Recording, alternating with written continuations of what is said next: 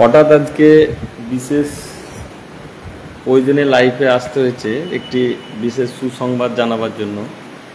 আপনারা জানেন যে আজকে মহামান্য কলকাতা হাইকোর্টে ডিভিশন সিঙ্গেল বেঞ্চে গ্রুপ ডি রিক্রুটমেন্ট মাদ্রাসা সার্ভিস কমিশনে জাজমেন্ট বের হয়েছে। এই বিষয়ে কয়েকটি কথা ইনফরমেশন। এই পরীক্ষা হয়েছিল 2010 সালে। পরবর্তীকালে এই পরীক্ষা 10 থেকে আজ 2025 সাল 15 বছর ধরে নিয়োগ প্রক্রিয়া থমকে ছিল। তার মাঝে এই মামলা হাইকোর্টের সিঙ্গেল বেঞ্চ, ডিভিশন বেঞ্চ, ফের সুপ্রিম কোর্ট, ফের হাইকোর্ট ডিভিশন বেঞ্চ, ফের সুপ্রিম কোর্টের সিঙ্গেল বেঞ্চ, আবার ডিভিশন, মানে মামলা আমরা সাধারণত জানি মামলা সুপ্রিম কোর্টে নিষ্পত্তি হয়, সুপ্রিম কোর্ট ফের হাইকোর্টে পাঠায়, হাইকোর্ট আবার সুপ্রিম কোর্ট, এইভাবেই চলতে থাকে। সেই মামলার নিষ্পত্তি আজকে প্রাথমিক পর্যায়ে হয়েছে। সেই রায় সংক্রান্ত কয়েকটি কথা। এই পরীক্ষা হয়েছিল, তার মাঝে 15টি বছর অবগত কেটে গেছে এবং একটি সরকারেও পরিবর্তন ঘটেছে। এই পরীক্ষার নোটিফিকেশন একটি বিগত সরকার 2010 সালে নোটিফিকেশন দিয়েছিল 293টি শূন্য পদের উপরে। 2010 সালে 1,80,000 ছেলে মেয়ে এই পরীক্ষা অংশগ্রহণ করে। এই পরীক্ষার দুটো পদ্ধতি, প্রথমে হচ্ছে স্ক্রিনিং টেস্ট, প্রিলিমিনারি পরীক্ষা, তারপরে মেন পরীক্ষা, তারপরে ইন্টারভিউ, তারপরে ফাইনাল প্যানেল, তারপরে কাউন্সিলিং, পরে রেকমেন্ডেশন, পরে অ্যাপয়েন্টমেন্ট। 2010 সালে পরীক্ষা নেওয়ার পর মেন পরীক্ষা হয় 2011 সালে এই সরকারের আমলে, অর্থাৎ আগস্ট মাসে। 20 মে ক্ষমতায় এই সরকার অধিষ্ঠিত হয়। তারপর সেখানে প্রায় 33,000 ছেলে মেয়ে পরীক্ষা অংশগ্রহণ করে, যেটা মেন পরীক্ষা।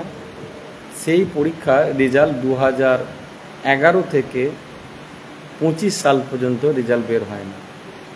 পরবর্তীকালে আমরা এখানে জেনেছি যে মধ্যবর্তী সময়ে 2014 সালে মাদ্রাসা সার্ভিস কমিশন আইনত বৈধ কিনা এই নিয়ে ম্যানেজিং কমিটির মামলায় 14 থেকে 20 সাল পর্যন্ত অতিবাহিত হয়, অর্থাৎ নিয়োগ সংস্থাটাই অবৈধ ঘোষণা হয়। কিন্তু 14 থেকে 11 এই মধ্যবর্তী সময়ে নিয়োগে কোনো সমস্যা ছিল না, কিন্তু সেই সময়ও রেজাল্টটি বের হয়নি। 2020 সালের পর মাদ্রাসা সার্ভিস কমিশন আজও বৈধ এবং আজও তারা পরীক্ষা নিচ্ছে, নিয়োগ করতে পারে, এখানেও কোনো সমস্যা নেই। 20 থেকে 25 এই সময়েও কিন্তু এই পরীক্ষার রেজাল্ট বের হয়নি। 2021 সালে এই মামলা, 18 সালে সোমেন মালাকারের মামলায় কোর্ট বলে যে দ্রুত 1 সপ্তাহের মধ্যে রেজাল্ট বার করতে হবে। পরবর্তীকালে এই মামলা হাইকোর্টের সিঙ্গেল বেঞ্চ থেকে ডিভিশন বেঞ্চে, হরিস্ট্যান্ডার্ড বেঞ্চে যান, তারপরে কোভিড আসে, তারপরে কোনো মামলা বের হয় না। 2021 সালে ফোরামের নেতৃত্বে এই মামলা আবার নতুন করে শুরু হয় উসমান আলীর কেস দিয়ে। সেখানে তারা মাদ্রাসা সার্ভিস কমিশন জানায় যে রেজাল্ট না বার করার মূল কারণ কি, যে প্রিলিমিনারি স্টেজে অধিকাংশ ছেলেমেয়ের পরীক্ষার খাতা মূল্যায়ন হয়নি, অর্থাৎ যে পরীক্ষাটা 2010 সালে হয়েছিল, অর্থাৎ 2010 সালে 1,80,000 ছেলের মধ্যে 70 কি 71,000 ছেলে খাতার মূল্যায়ন না করে মেন পরীক্ষা নিয়ে নেওয়া হয়েছে। অর্থাৎ প্রিলিমিনারি পরীক্ষাটা যদি না হয়ে থাকে মূল্যায়ন, যারা দেখেছে আনসাকসেসফুল, তারা মেন পরীক্ষায় বসতে পারতো, কিন্তু সেই ভুলটা ততনির্দিষ্ট সময় ধরা পড়েনি। 21 সালে এসে ধরা পড়লো। এই ভুলটা স্বীকার করতে 21 বছর লাগলো, 11 বছর থেকে 13 বছর চলে গেল এবং ওএমআর খাতাগুলো উদ্ধার হলো পরবর্তীকালে। তাই মাদ্রাসা সার্ভিস কমিশন 2024 সালে আবার নতুন করে 72 কি 73,000 ক্যান্ডিডেট যারা খাতা ইভ্যালুয়েশন হয়নি তাদের নতুন করে পরীক্ষা নিল।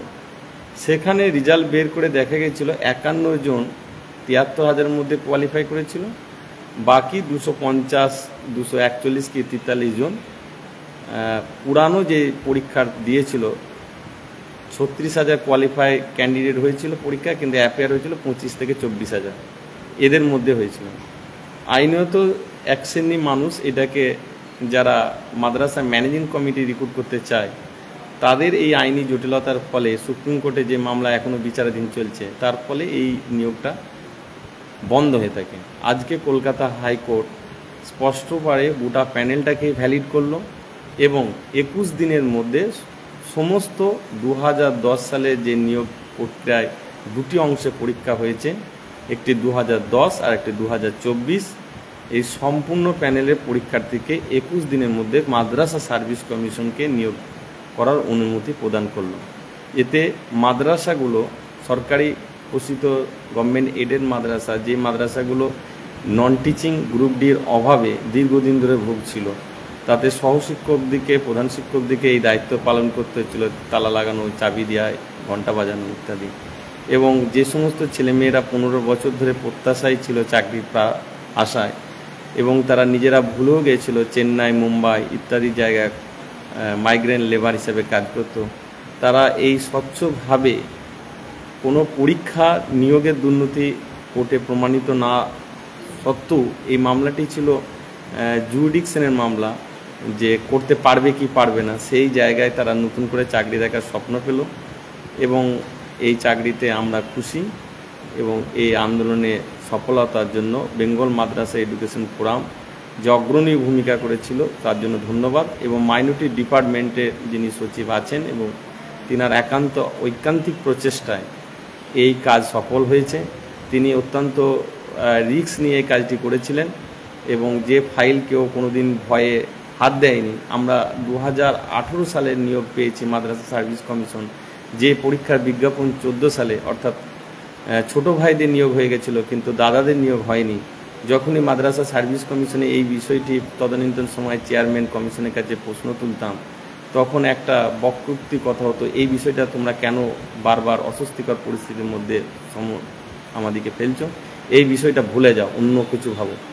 কিন্তু এই ভুলে যাওয়ার ইতিহাসকে আমাদের রাজ্যে অধিবাসী না হনুন, তিনি কর্মসূত্রে এই রাজ্যে আছেন, আইএস পিবি সেলিম সাহেব, তিনি অগ্রণী ভূমিকা নিয়েছিলেন যে হারিয়ে যাওয়া জিনিসকে যদি উদ্ধার করা যায়, ওএমআর স্থির থেকে নতুন করে ভাবনা করা যায়।